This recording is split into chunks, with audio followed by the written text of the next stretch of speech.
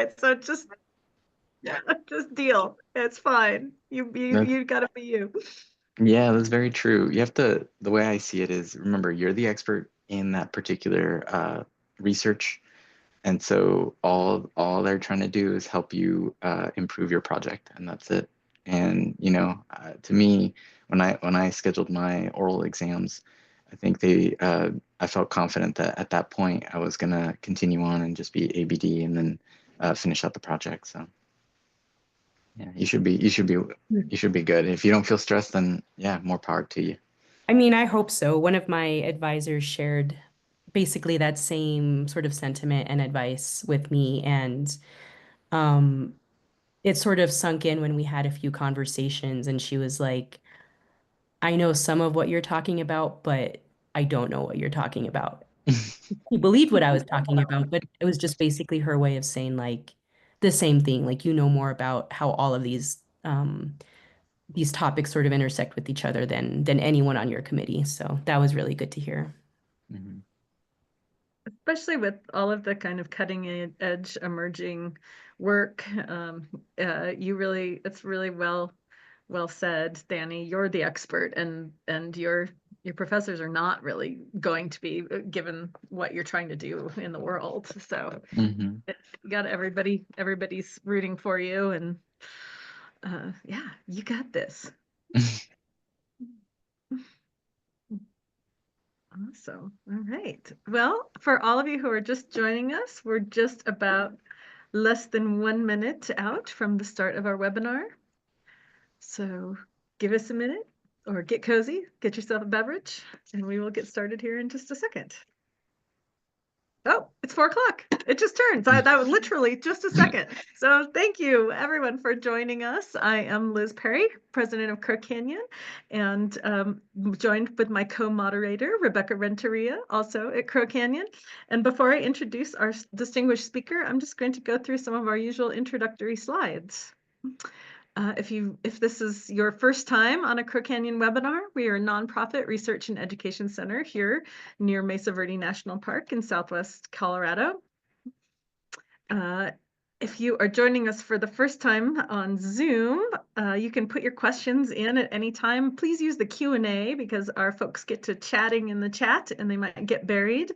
If Zoom gives you a headache, we are live streaming on Facebook, and you can come back and watch this webinar or any of our previous webinars on our YouTube channel. If you have not subscribed, please do so.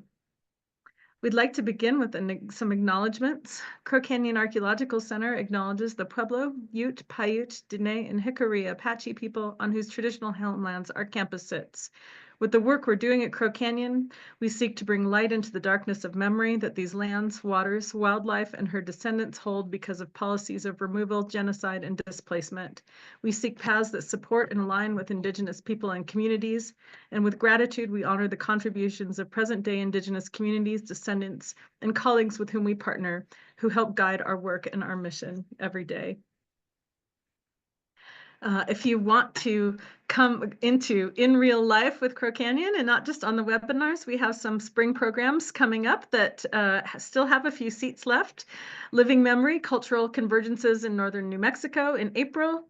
We have a really incredible birding trip from May 1st through 7th. And then the Green River, which is a river and camping trip, also in May. So if you're interested in these, you can check out on our website, crowcanyon.org, or email or call any of us, and we would be happy to help you. We would love to see you in person.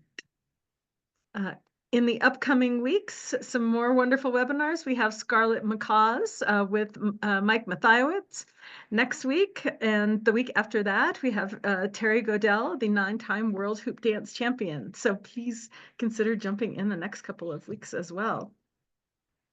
Just as we do every week, a huge thank you. We are a nonprofit. We're almost entirely supported by philanthropy, and this webinar series is entirely supported by your donations and entirely free to anyone. So again, thank you to everyone who registers, for everyone who makes a donation when you register. I see them every single week come in, and I am grateful for every single one. Thank you all so much for your support and for making it possible for others to be able to view these webinars free of cost. The executive vice president of our research institute, Dr. Susan Ryan, who puts out an occasional blog series. Check out on our website, crowcanyon.org/news. She's got a pretty timely blog on the Antiquities Act. Good to read with all of the challenges that we're experiencing in the world today. So please do check out Susan's latest blog and her past ones. Without further ado, we are so grateful to have joining us today our distinguished speaker, Dr. Danny Sosa Aguilar, who is an assistant professor of anthropology at California State University, San Bernardino. His research is steeped in the practices collectively known as Indigenous Archaeology, which entails an archaeological research agenda that is defined in partnership with, organized to support, and accountable to those who lay claim to the heritage being investigated.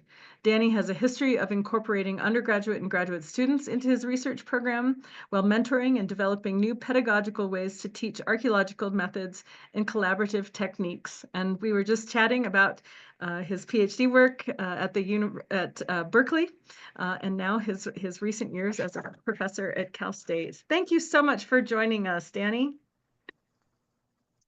Thank you. Thank you for having me.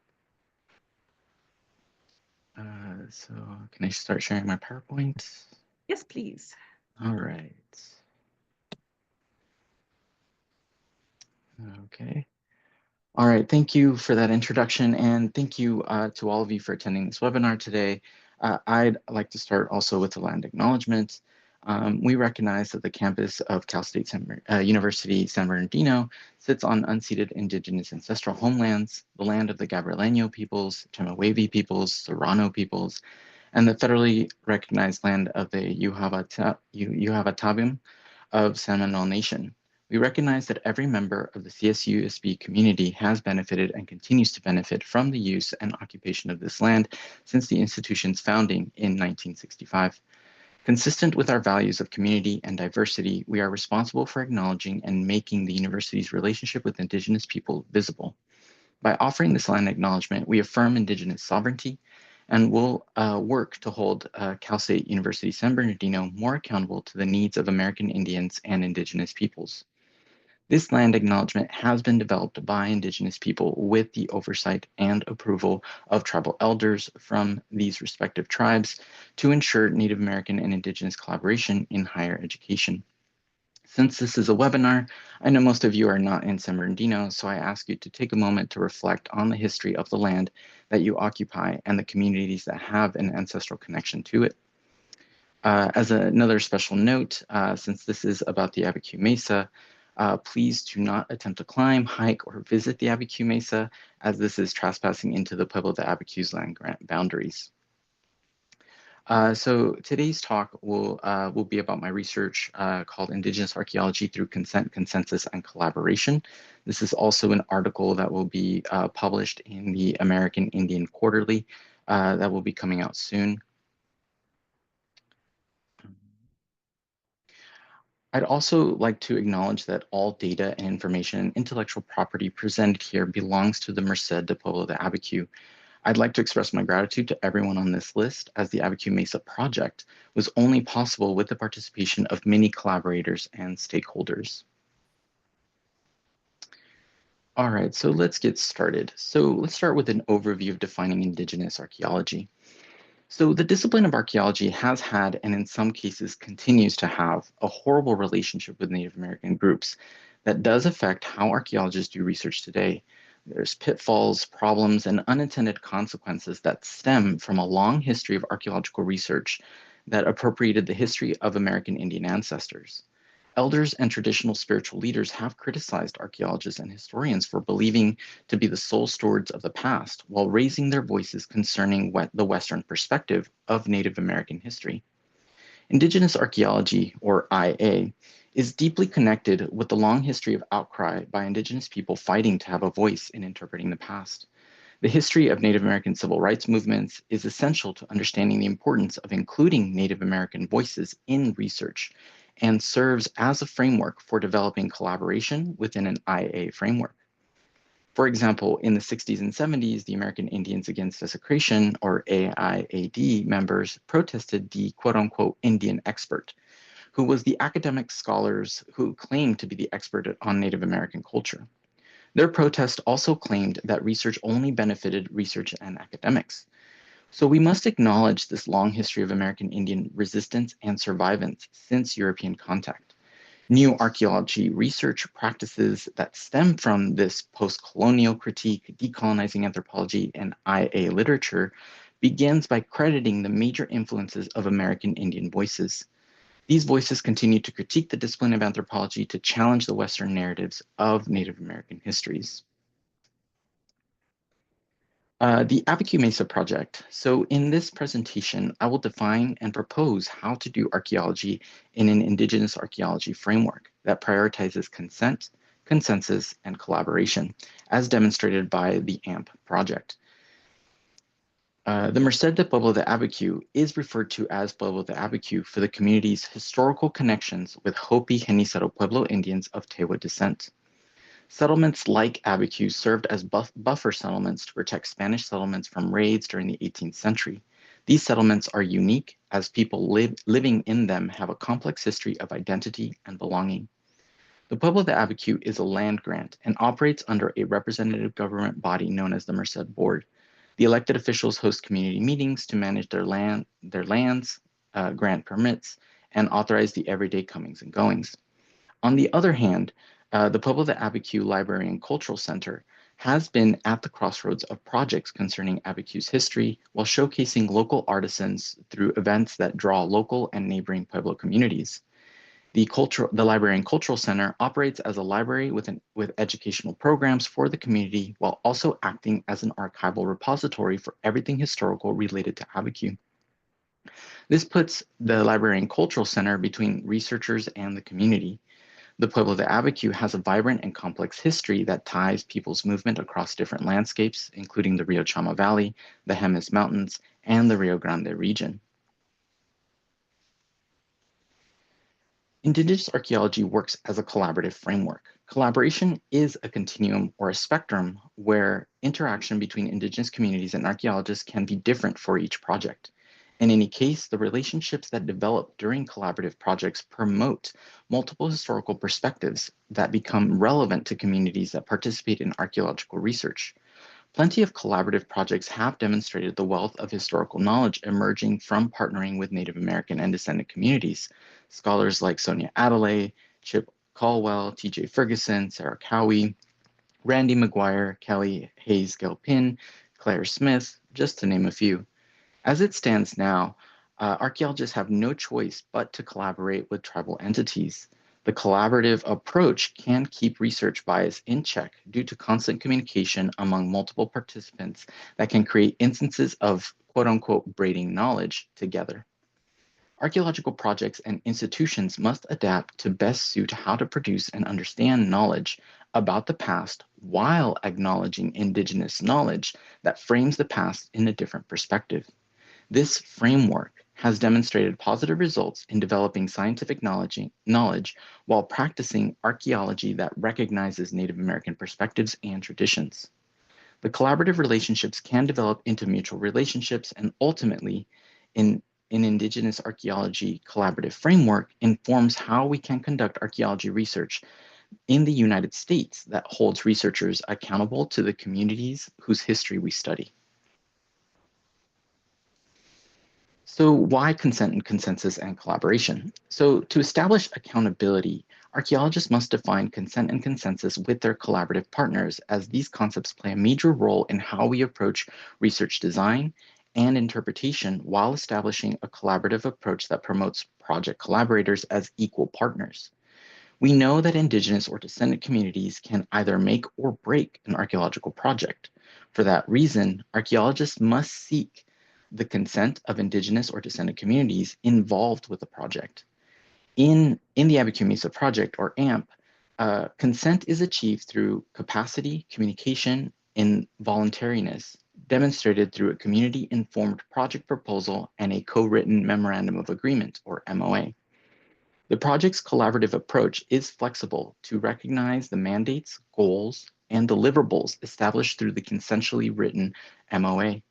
Consensus in AMP considers the local context and distinct levels of agreement, all between partners.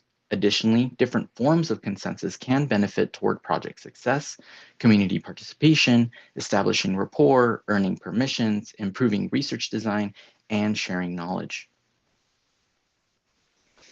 As more archaeologists collaborate with Native American communities, defining collaboration is crucial when conducting archaeological projects that incorporate Native American voices and perspectives. One of my personal goals in AMP was to be inclusive of community partners to reinforce my commitment to producing knowledge of the past while being accountable to the community. Lastly, collaboration serves to build capacity, develop reciprocity, and incorporate Native American community knowledge into the different aspects of the research design. The past is no longer academia's intellectual property, but rather the past belongs to a stewardship community emerging to safeguard history from perspectives of power, profit, or Western ideology. So let's start by defining consent, looking at the ethical foundations of consent. This has been a topic of discussion in academia research for many years as an essential ethical consideration for conducting research with human participants. The concept of consent in research can be traced back to the Nuremberg Code of 1947, developed in response to the unethical medical experiments by Nazi doctors during World War II. The Nuremberg Code established ethical principles for research involving human subjects, including requiring participants to provide voluntary, informed consent. This requirement was later incorporated into the Declaration of Helsinki in 1964 and revised several times. In the United States, the federal government established regulations governing research with human subjects in 1974 with the National Research Act, which created the National Commission for the Protection of Human Subjects of Biomedical and Behavioral Research that issued the Belmont Report in 1979. The Belmont Report identified 3 ethical principles that must be followed in research involving human subjects: the respect for persons, beneficence, and justice. One of the key elements of respect for persons is the requirement for informed consent. So, defining consent. Definitions matter. Consent is used in various contexts, from medical to research and experimentation, including legal and ethical frameworks. Consent is generally the voluntary agreement to engage in a particular activity or behavior, meaning participants are not coerced or pressured into participating. There are several ethical considerations relevant to the definition and use of consent. Consent is an essential ethical consideration in academic research involving human participants that must be rooted in the principles of respect for persons and informed consent. That being said, academic disciplines and professional organizations do use the phrase informed consent. For example, the Society for American Archaeology, in their Principles for Archaeological Ethics, uses the phrase informed consent, but does not define it. When you look at the American Anthropological Association and their Statement of Ethics, they do define informed consent, stating, informed consent includes sharing with the potential participants the research goals, methods, funding sources, or sponsors, expected outcomes, anticipated impacts of the research, and the rights and responsibilities of the research participants. In general, informed consent requires providing an individual with information about the research study so that they can make an informed decision about whether to participate. It implies that the individual understands the risk, benefits, and alternatives to the study that is typically obtained through a written consent form with the participant signatures, or it can also be obtained verbally. They must also allow to ask questions and have those questions answered satisfactorily before consenting. So consent in archaeological research and Indigenous archaeology requires that participants are fully informed about the nature of the research and provide their consent voluntarily. In archaeology, fully informed and voluntarily consenting research partners becomes critical to interpersonal relationships. There needs to be more clarity and discussion about what consent means, what constitutes consent, and how it should be obtained in archaeology. AMP serves as a case study for achieving consent as part of an Indigenous archaeology framework. The project defines consent as requiring individuals to be fully informed while also being allowed to decide if they want to voluntarily participate in any or all aspects of the research. AMP achieves consent through communication, voluntary participation, and capacity, as established by a community-informed project proposal and an MOA. This also includes the incorporation of collaborative partners and their knowledge into different aspects of the research project. So we begin with communication. Consent through communication is defined as an agreement or a decision made by an individual to engage in an action while having sufficient knowledge and information about the activity to agree. Communication entails that the person giving consent must express their agreement in an unambiguous way that is understandable to the person receiving the information. So transparency is key for individuals to understand the risk and benefits of an archaeological project. It addresses what is expected of them and of the archaeology. For instance, acquiring consent in AMP involves listening and discussing issues relevant to the Abiquiú community. Several discussions with the Merced Board, the Library and Cultural Center staff, Abiquiú youth, and some Abiquiú community members all contributed to aspects of the research design, including fieldwork, lab sessions, theory and method development, interpretations, acknowledging intangible culture, mobilizing knowledge, and reworking research questions.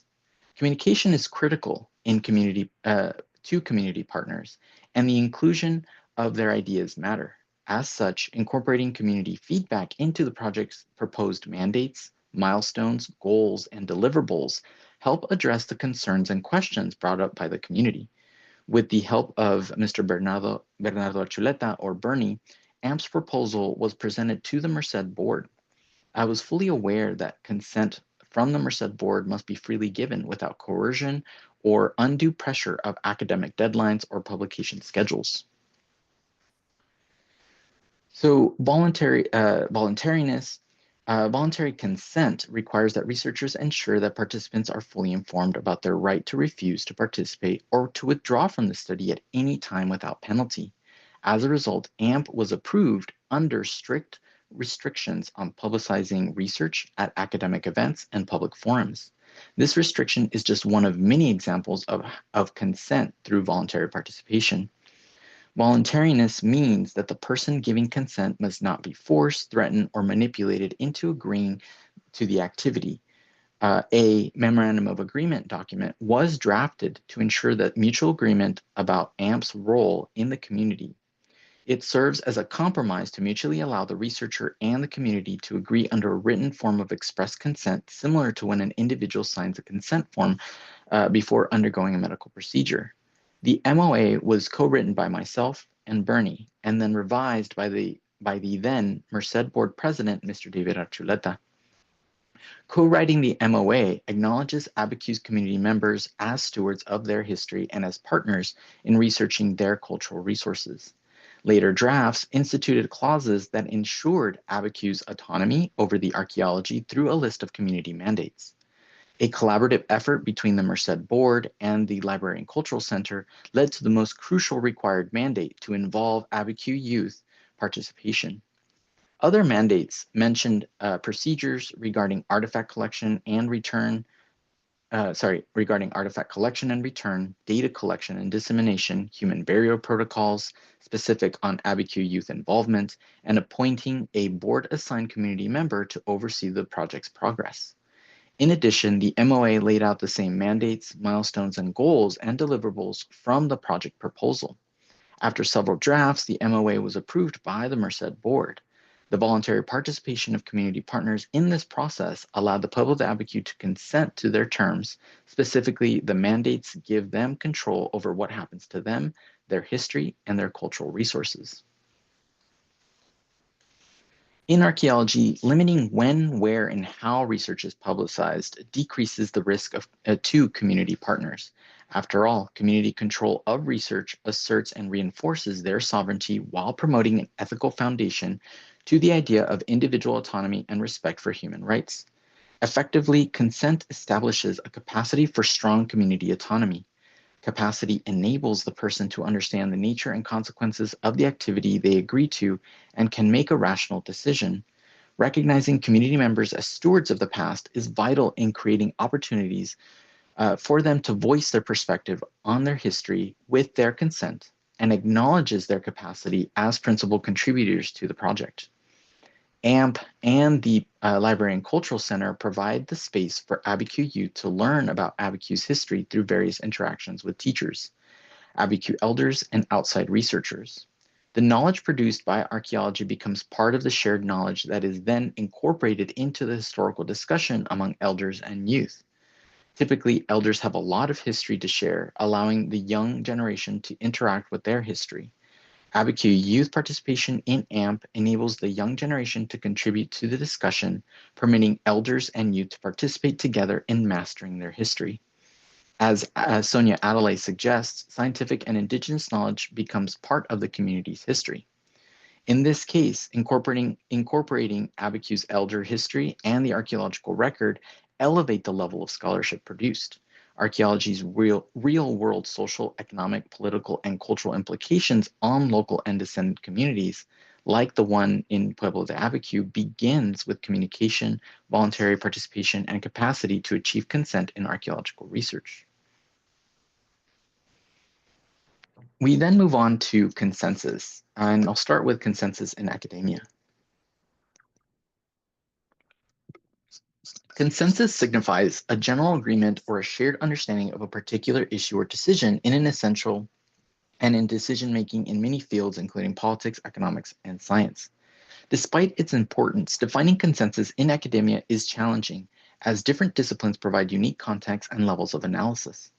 For example, consensus is essential in academic research, but it provides a basis for advancing knowledge and informing policy. Researching consensus indicates a high degree of agreement and does shape theories and research methods. My view is that when it comes to archaeology, consensus takes on two distinct context levels, the academic and the local. On the one hand, academic context involves the ongoing nuanced debates to reach a consensus on indigenous archaeology as a mechanism for producing valid historical scientific knowledge. A scientific consensus typically requires agreement based on empirical evidence or theoretical arguments, or both. However, indigenous archaeology produces knowledge that challenges the normative standards of scientific inquiry. For instance, oral histories and narratives exist as knowledge that captures intangible historical moments. Indigenous narratives inform archaeologists' understanding of the past. By embracing different ways of knowing, Native American communities control and represent their history on their terms. Some scholars, mostly the hard sciences, argue that consensus should be based on a high degree of agreement among scientific scholars and not non-scholars. This, of course, would be excluding non-scholar Native Americans. But others believe that even moderate levels of agreement within indigenous archaeology knowledge producing frameworks can be considered consensus.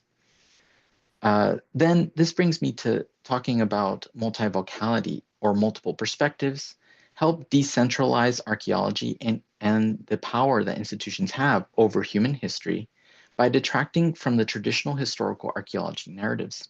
Different media, oral stories, and ceremonies are just a few ways in which communities demonstrate their power over how to share their history with the world. A consensus on indigenous ontologies as a learning mode or producing knowledge is the first step towards recognizing non-Western knowledge systems. On the other hand, local context is the consensus achieved within an archaeological project, which involves a mutual agreement with the local community on conducting research, producing knowledge, and information dissemination. Local context necessitates knowing the level of agreement you have with the participants in the research. But how do we define consensus in mutual agreements with community partners with diverse backgrounds within archaeology? Some levels of agreement applicable to the IA framework can have three different models. We have unanimous consensus, near unanimous consensus, and simple majority consensus. Unanimous consensus requires that all participants agree on a particular issue or decision, usually reserved for critical decisions or issues with severe consequences. Whereas near unanimous consensus requires that most participants agree on a particular issue or decision.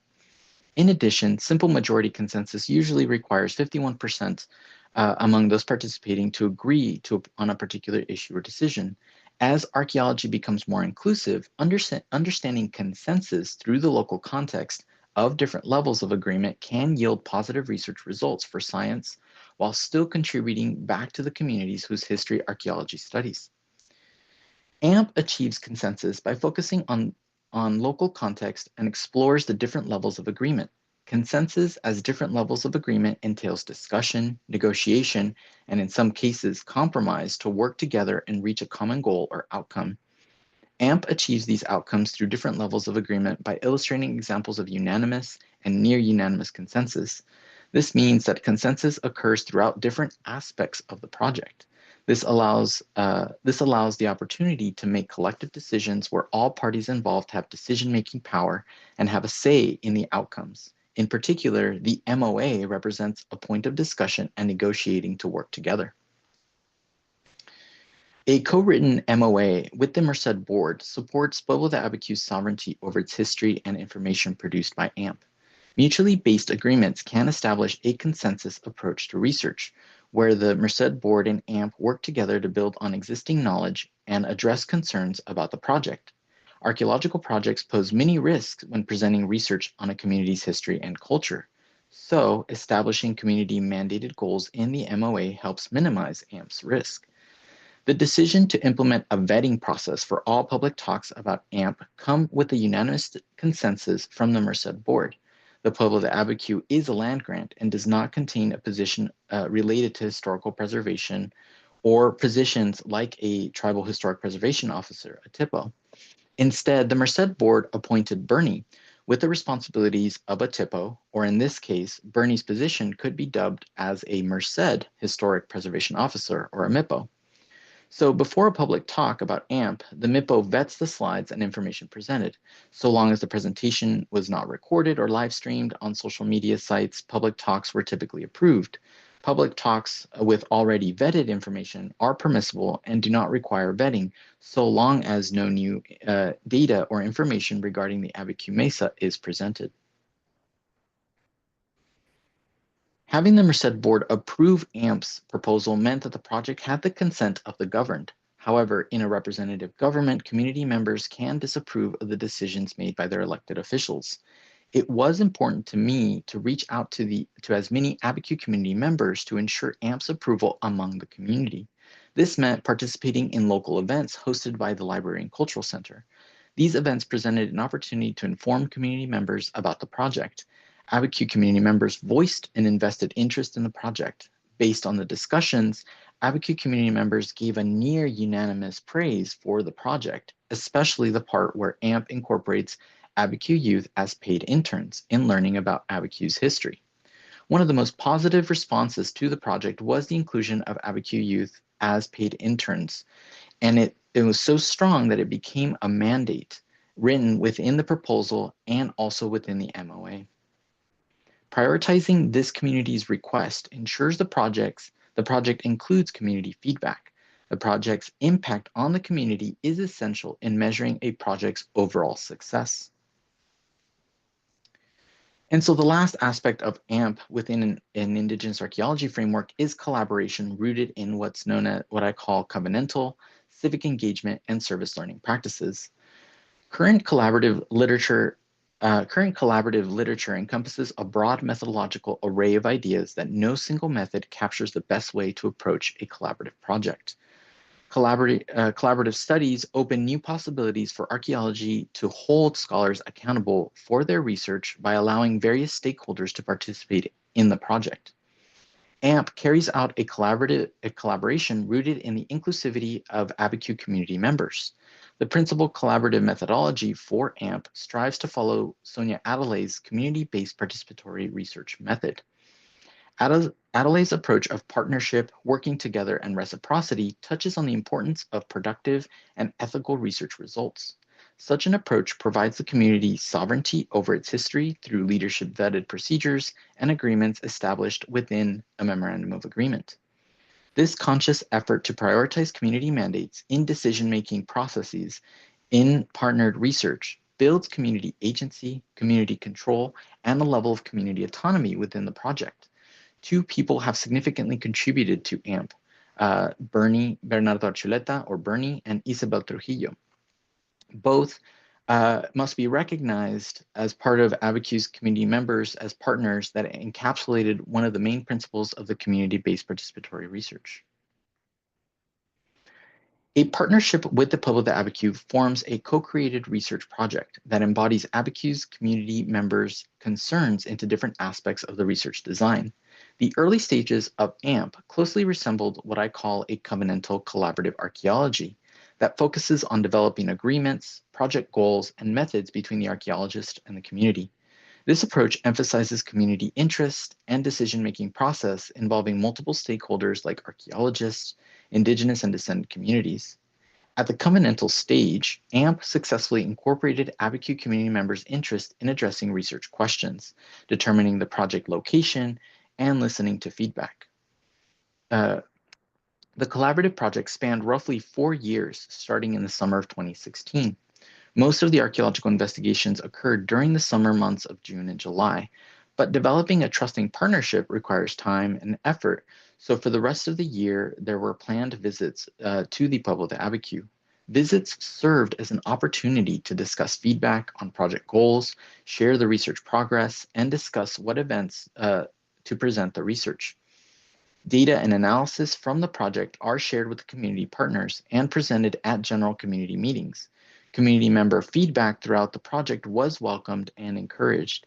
In addition, establishing the Merced board and other members as partners was one way to ensure a collaborative atmosphere that encouraged participation at multiple levels of the project. The most crucial collaborative aspect was service learning. Service learning archaeology focuses on education by including community participation at all levels as learning opportunities to engage with real-world settings while empowering students and community members. Service learning archaeology promotes a process of critical consciousness raising and encourages a pedagogy of dialogue and problem posing through firsthand experience of archaeological practice. Some collaborative projects, like the one described in the book Hopi Footprints by Lei Kuwanwaisima, T.J. Ferguson, and Chip Caldwell, they contain themes of cultural preservation, oral traditions, and outreach to Hopi youth. The book discusses the importance of working with and for Hopi and Zuni to create an atmosphere of reciprocity between the archaeologist and the community by focusing on shared interest. The focus is to empower disenfranchised communities to tell their historical narrative in a way that interests their communities. So student and community involvement in AMPT all revolved around service learning.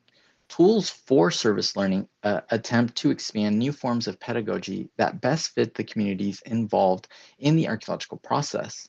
Service learning differs from previous collaborative approaches by focusing on engagement primarily on opportunities for community learning. The approach stresses that archaeology is no longer for academia and the community, but is done with others.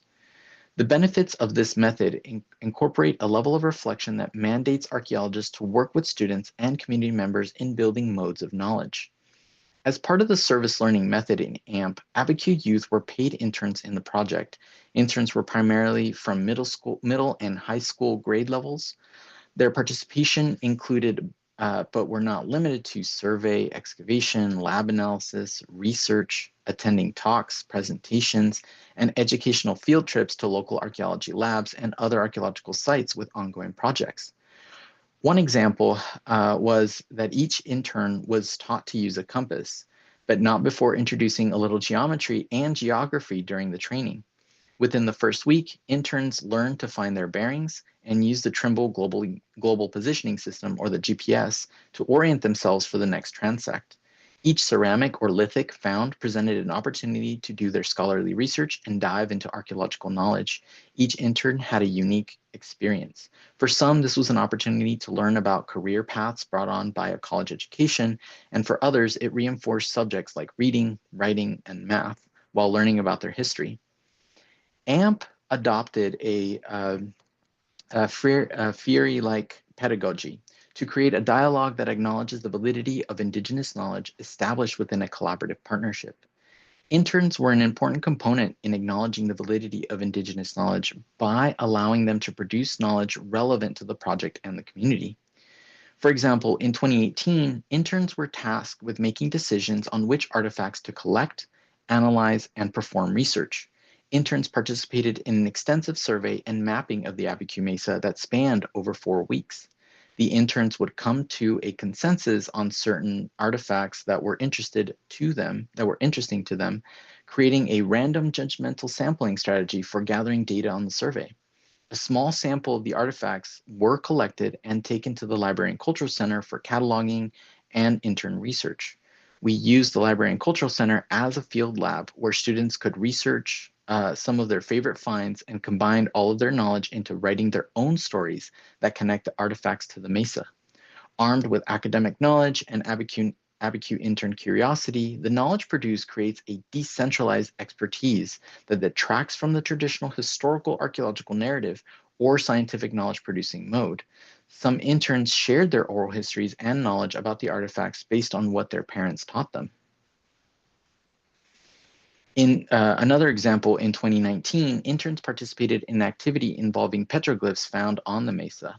Interns wrote narratives about their favorite petroglyphs, combined with archaeological knowledge and their oral histories. Intern narratives reflect how Western knowledge and Indigenous knowledge braid together to produce a more prosperous and deeper perspective on the history and meaning of the petroglyph. Narratives use phrases such as "when my grandpa's grandpa used to tell him," or "my abuelita says," help characterize the historical narratives associated with the Abiquiú community. These narratives are incorporated with traditional community narratives to describe a richer Pueblo de Abiquiú history that incorporates people, places, and artifacts. Engaging the past through stories is about experiencing the kinds of knowledge embedded within the narratives. After all, part of AMP is to investigate the history of the Abiquiú Mesa as it has been co-created over time. This includes learning from the newest generations experiencing the material culture in their lands. To clarify, intern learning becomes a capacity for building historical knowledge by incorporating scientific knowledge along with oral histories. Knowledge, for instance, about stone tools or pottery is shared with everyone in the community. Parents see that their children are interested in Abiquiú's history, creating a dialogue. Community members and Abiquiú interns share their stories of the past and experiences. As a result, Abiquiú's history becomes co-created over time by people's knowledge of artifacts and the landscape. One goal within AMP was to ensure that Abiquiú community members' participation in academic events as well. This action transformed the collaboration into what's called civic engagement archaeology. As Randy McGuire states, civic engagement archaeology is doing archaeology in the service of politicized interests. Archaeology must be more than a bourgeois practice for true knowledge to have a transformative impact on the world. Archaeology is a knowledge-producing discipline, but it can also empower people. As such, archaeology participates in public life to promote change in both the political and non-political process of archaeology to become part of the civic life. Civic engagement in AMP aims to benefit or impact the Pueblo de Abiquiú at a meaningful level. With the permission of both community partners and the Merced Board, Abiquiú historical knowledge developed by AMP can be shared outside the community. The intention is to promote a positive impact that informs the public of archaeological research while actively engaging with community members through education, preservation, and history. One example of civic engagement in AMP is when Bernie and I presented a paper for the Society of American Archaeology in 2018. The paper, titled "Understanding Landscape and Material Sources Through Community Partnership in Abiquiú, New Mexico," showcased Abiquiú's oral narratives while incorporating archaeological science. Educating the public about the Pueblo de Abiquiú's past promotes a more profound, deep history of the northern Rio Grande that is often overshadowed by the popular narrative of the land grant's history related to Georgia O'Keeffe.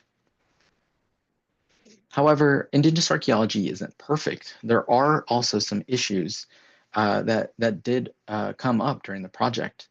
Trespassing and cultural resource management challenges are not unique to Abiquiú. Unauthorized individuals have been spotted atop the Abiquiú Mesa, raising concerns about potential looting. This issue is particularly pressing as AMP's focus may draw increased attention to the area's cultural resources. Other archaeological projects have faced similar challenges, including looting, unwanted tourism, and contested property rights. To address these concerns, discussions were held with the Merced Board, the MIPO, and the Library and Cultural Center. Another major issue was the dissemination of AMP-generated data. While the Merced board approved a vetting process, some community members insisted the information should be shared with them first, while others argued it should remain within the community with no public dissemination. Notably, disagreements were not about the project itself, but rather about the risk of exposing cultural resources and controlling information. Since the Abiquiú Mesa is within the Abiquiú land grant boundaries, non-members are restricted from entering. Overcoming these challenges, potential solutions for trespassing were agreed upon, including putting up signs, a new fencing, and addressing trespassing issues when discussing any research about the Abiquiú Mesa. As for the data and information dissemination, AMP presented at the Library and Culture Center at the end of each field season to give the community an opportunity to engage with the project. AMP, as an Indigenous Archaeology framework, involves a mutual agreement with the Pueblo de Abiquiú on conducting research that incorporates and concerns with the community. The role of IA in AMP is to advocate for the Pueblo de Abiquiú history using consent and consensus as a decolonizing method and creating accountability. AMP is an opportunity to recognize that Pueblo de Abiquiú's perspective and knowledge about the past. This involves respecting the restriction of public access to sensitive data and mentoring Abiquiú youth as future stewards of heritage. Reaching a consensus signifies a general agreement or a shared understanding of their history. Ultimately, the project produces knowledge the community uses to identify areas of cultural significance while providing an example of building a partnership that holds archaeologists accountable to Indigenous and descendant communities like the Pueblo de Abiquiú. So in that spirit, prioritizing consent, consensus, and collaboration establishes AMP as a model approach to studying the past that is ethical and accountable. By incorporating the Abiquiú community as partners, consent plays a crucial role in how archaeology must be done. A consensus is needed to move forward in addressing challenges brought on by archaeology.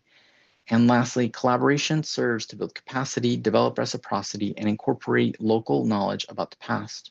Each collaborative method involves different people in different aspects of the research. As an archaeologist who is a temporary steward of the Pueblo de Abiquiú history, accountability is necessary for Abiquiú community members to reclaim their history. Both young and adults are part of the reclaiming experience. Communication with Abiquiú community members for the first couple of years was essential to recognize the diverse voices present within the community, some of which acknowledge the presence of intangible heritage. By incorporating these voices into the draft proposal, plans to carry out the archaeological project, AMP supports the research interest of the Pueblo de Abiquiú.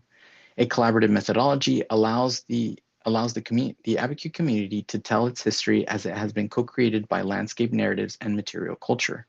Implementing a research partnership style relationship creates a collaborative effort that involves communities to develop scientific and indigenous modes of knowledge that inform our understanding of the disenfranchised history of the Pueblo de Abiquiú. The past can no longer be academia's sole intellectual property. Instead, Native American history belongs to Native Americans and their descendants. However, this does not mean researchers or archaeologists cannot study Native American history. Instead, archaeologists and Native Americans can develop a mutual stewardship to protect cultural resources. Thank you. Oh, there we go. Thank you so much, Dr. Aguilar.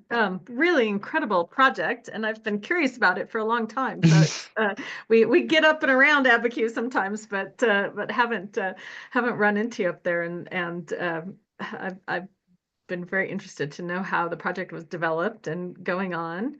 Kind of along those lines, I was wondering if you could talk a little bit more about how you get started. Because I think a lot of our archaeologists who are many, but not all non-native, well-intentioned, would love to have partnerships and collaborations, and also mindful about not wanting to place additional burdens on our Indigenous partners for projects that they didn't come up with, right, as well. So maybe you could just talk a little bit about how do you get going to do it according to this framework? I get that question a lot.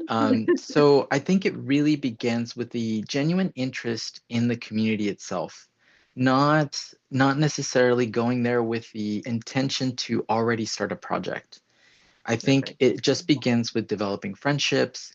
To be quite honest, I consider the project starting in 2016, but in 2016, I had not even really started this project. I was just getting to know the community. And to me, it's all about going to their events. So the Library and Cultural Center, for example, was a great place where I got to begin meeting the community. These events were always big, and it wasn't just Abiquiú community members, it was also neighboring communities. And so you just begin to talk about what people are like, what their interests are. And then when they ask you what your interests are and what you do, that's when sometimes people gravitate to that. I initially, wanted to start a simple project about looking at obsidian exchange in Abiquiú, right? Something that archaeologists kind of frequently ask. And it revolved more about learning about agriculture, learning about cultural traditions. Right, I had to change my research completely, uh, all because of community interest. And I was able to also work in my interest as well, right? Because it was part of what they were also interested at. And so really, this project took 2 years before it even really got started archaeologically. It was more basically what you do is you go to these community events. That's the community opening up and welcoming new people, and you just get to know the community. If you happen to find people who are interested in what you're doing and want a project, and that's when you move forward. If not, then you just embrace what the people that you're around. So genuinely, you have to already start with a mentality of these are people, these are going to be, but these could be potentially future friends that I will be communicating with for many years, right? You don't just do a project and then stop communicating with these people. So it really begins with uh, taking the leap forward and involving yourself in what the communities are offering, right? There's many powwows, events of different sorts that people can attend, and you meet people there, right? You need to kind of take that leap forward to kind of introduce yourself to people, and that's where it really begins. That's a wonderful answer. Thank you. And it's a lesson to all of our archaeologists who are watching, who are trained in graduate school to have their research questions baked before they go talk to anybody about them, right? And so Hmm. we're trying to, I suppose part of our decolonizing efforts here are to try to break people of some of the habits that they learn right in graduate school, Hmm. and go in first, talk to people first, build real relationships first. You certainly can't help having ideas and desires in your mind, but if you're not prepared to, our favorite word around here, pivot, once you really begin to build those relationships and understand, then you're probably not going to be in an authentic indigenous context. Hmm. Rebecca, Yeah. did you have anything that you wanted to weigh in on there, or a question? Yeah, no, thank you for addressing that and talking about that. And it really seems like, there's so much work before, like you were saying, the archaeology, happens, right? And so I was wondering if you might be able to sort of speak to the importance of like interdisciplinary work in the work that you do. Hmm. So it's very important to know that you yourself can't do everything.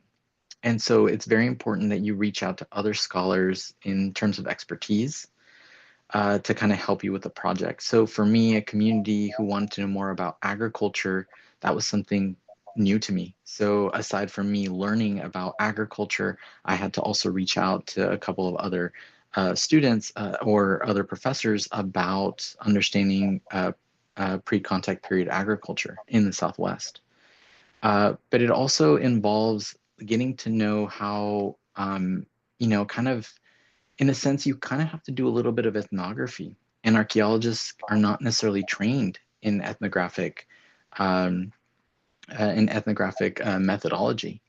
And that's a big part of kind of how you really begin and develop that engagement with the community, right? Because ultimately, if you are not, you know, guiding your project towards something archaeological, then it might evolve into something that's like just ethnography, or it might not even be related to archaeology as a whole.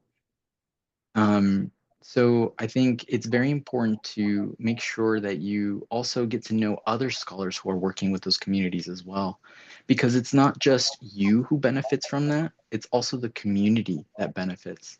If you, for example, incorporate a biologist into your project, then that biologist then develops a relationship with the community outside of your relationship, and then the community can then use those resources to maybe help them for in a number of reasons, right? If they want to preserve a specific species, for example, and they reach out to that biologist, then they can help get that kind of help.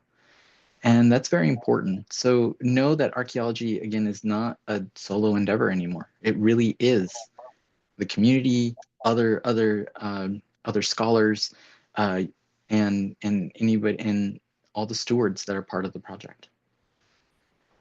That's wonderfully said. In fact, we'll quote you on the archaeology is not a solo endeavor anymore, and that's huge, and it's very, very succinctly said. But it is probably a difficult adaptation, right, for the individual practitioner model, right, that many of us were trained in to let go of. But there's many benefits to letting go. Mm-hmm. You and Yeah. Rebecca.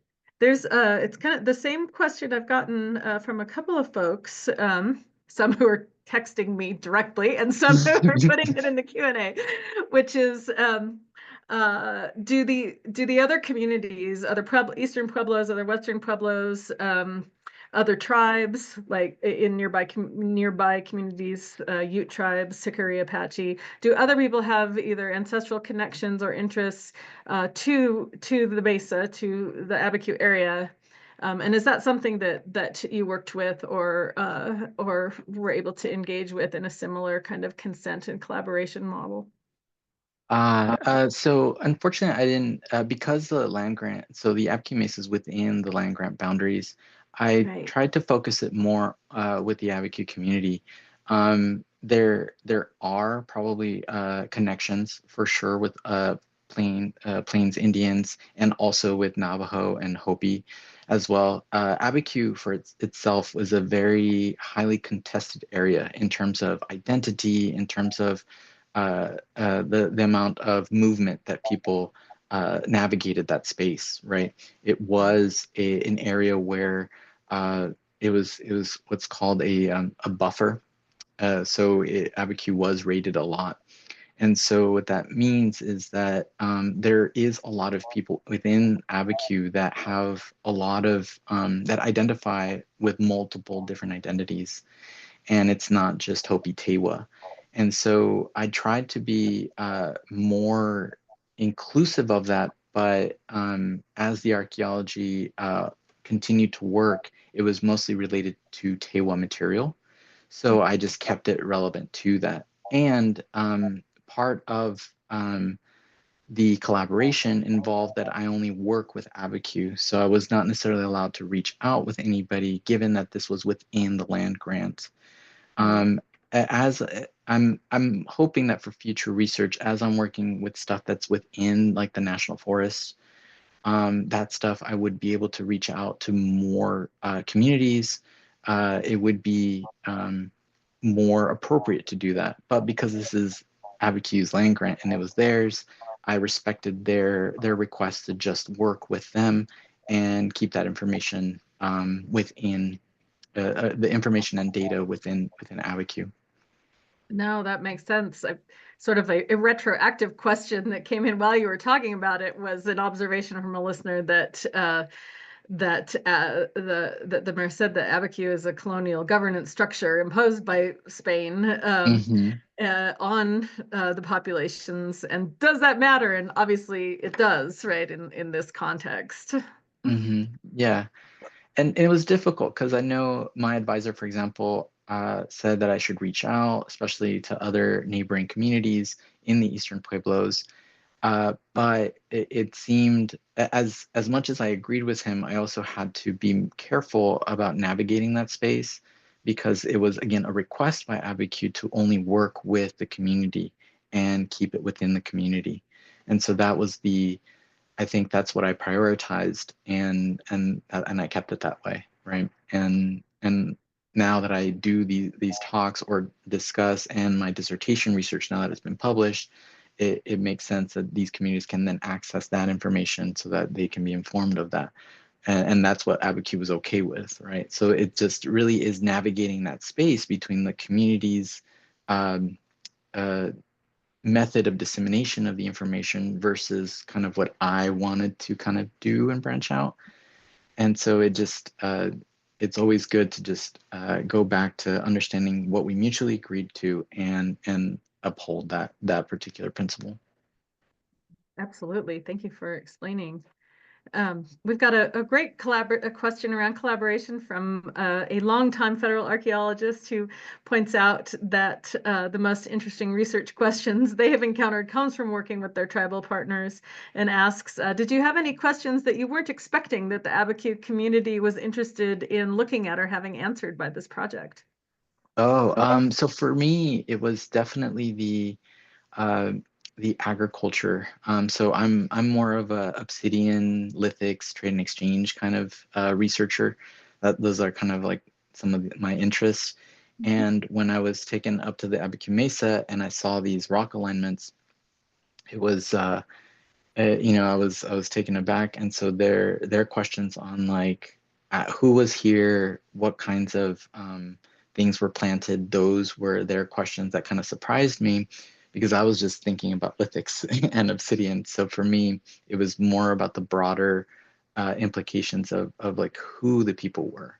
And I think even though it's a simple culture history question, it's still for me surprised me because I think again you're in this like grad school academic mindset and then go, oh, really can just be a simple question that really flushes out a much deeper, richer history. Wonderful. Thank you. We have a question from an Indigenous archaeologist on our staff who's also from California, and so has to ask: Mhm. have you personally done any collaborative work with some of the local tribes, San Manuel or into Riverside County? Unfortunately, I have not. I have been slowly developing relationships across the many tribes here. I've only been here for 4 years, so I'm still kind of developing. In the fall, though, of this coming year, I will be working with Agua Mansa, and we'll be working in their cemetery. And as it turns out, Agua Mansa has connections with Abiquiú. People from Abiquiú did migrate into the area, into the Inland Empire area, and so I think that's a great. For me, that's the kind of like the next step in kind of how this research is progressing. Cool. Let's see, a couple of sort of specific questions for you around doing this kind of work. We have one listener that asks, should community leaders or participants be financially compensated for their participation in the consensus building process? That's a very good question. So my answer is always yes. But that really depends on the funding that you get, right? Not every academic will have the funding to do that. In our case, the Library and Cultural Center, for example, was the one actually acquiring the funding and paying the interns. So I never had control over that money. And so their participation was, again, voluntary, knowing that they weren't necessarily going to be compensated, except for the interns who were then compensated through the Library and Cultural Center. So I always support that. Yes, if the funding is possible, yes, but also beware that when you bring in money to a community, you could be disrupting uh, social politics, some kind of social standard within their community. So just be wary of that, that when researchers bring in money to a community, that can have an effect, and a powerful one too. So just be wary of that. Absolutely.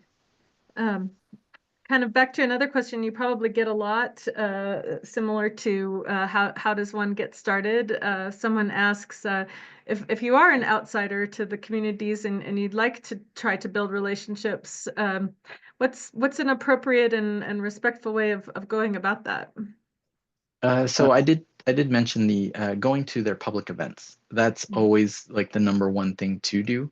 If you know that they're going to be at another event somewhere else, because there's always some kind of event happening, especially here in Southern California or out there in the Southwest. Sometimes even just getting to know a scholar who already works with a particular group is also another way to be introduced into the community. So there's different ways, and I think it's just a matter of being respectful of their way of life. One of the things that Abiquiú gets a lot, for example, is because it's so Georgia O'Keeffe lived in Abiquiú, and so a lot of people unfortunately go in and they take a picture of the house, but then they start taking pictures of other people's houses within Abiquiú. So right, you don't want to disrespect or invade the privacy of people that way. So it's always the first step is always to kind of go to their public events, the ones that do invite outsiders, and then start from there. Or again, work with a scholar who can then kind of maybe guide you or give you the contact information of someone that might help you within the community. Yeah, thank you very much. Really helpful.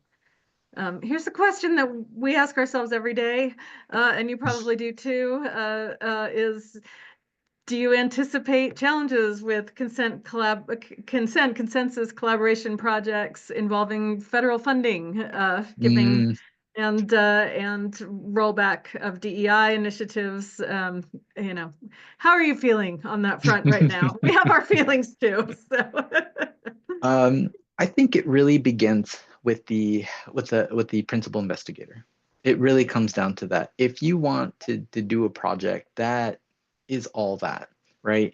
You can still write a grant that satisfies the federal funding, but your methodology can still follow one that is about consent, is about consensus, is about DEI. It's just a matter of really just, I guess you just don't showcase it into to people right anymore. I think that's the way to do it. Actions speak louder than the application for the funding form. That's what it comes down to. And what's great is that whoever you work with will remember that more than what you bring in terms of funding. And those experiences, for example, the kids that I worked with, they still remember that. They ask me if I'm going to go back. They want me to kind of revive that program. And so those are the kinds of things that really matter. And so, even if it's something as simple as creating, like if you're doing a survey and you decide that you're only creating certain transects where people can walk by so you don't disturb the archaeological resources, right? You make just one or two trails. That in a way is still being aware and acknowledging cultural resources and respecting it in a certain way without compromising the research, the survey, any of that stuff. And it's action, really it's action that speaks to DEI and all that stuff that really takes hold, not what you say, right? It's really how you do go about it. Right. How you engage with your research. Oh, thank you. That's a really good explanation. Another kind of practical question around the determining the appropriate ways to disseminate findings. One of our viewers was wondering if that's something you work out in your MOA, how findings are disseminated, what you could report, share, etc. Is that where you worked out some of those questions? Yeah, so through the MOA, so you have to, when you think about the research design, you have to really think through the whole project, right? Like we're done with the archaeology, what next, right? There's already a curation crisis in terms of where these materials go and stuff. So for us, thankfully, we just did a catch and release method where we would gather as much as we could, take photos, take it to the lab, have the kids do their research stuff, and then we took stuff back up to the mesa and we dropped it in one particular location that is known and only to the community. And so that is one way that we did it. With dissemination, we worked out like, how can I present this? How can I present this? That's more the question really that you start with. And if so, in what cases? For me, the only little bit selfish clause that I added in there that I hope that they would agree with is that I get to still write the dissertation. That even if like the project stops or whatever, that I would be allowed to use the information or whatever information that was to be able to graduate.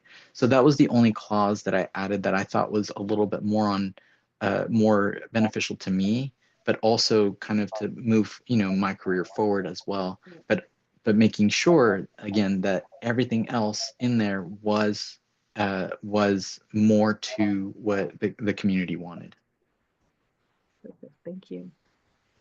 Rebecca, any final questions or thoughts?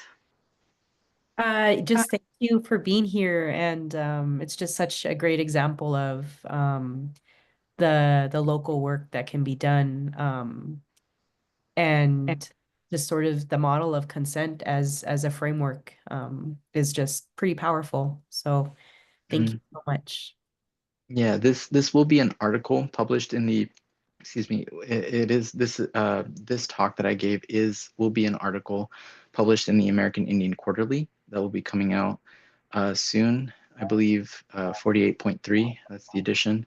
So yeah, feel free to yeah, take a look at that. And I do go into a lot more detail than I did in the talk about this model. We will definitely be checking it out and passing it around here. So thank you so much, Dr. Aguilar, and we hope you will come visit us one day here at Crow Canyon, and that we keep in touch. Yeah, thank you for having me. I really appreciate it. It was great to be able to give this talk. Thank you so much. All right, take care. Have a wonderful evening. Thank you everyone for joining us.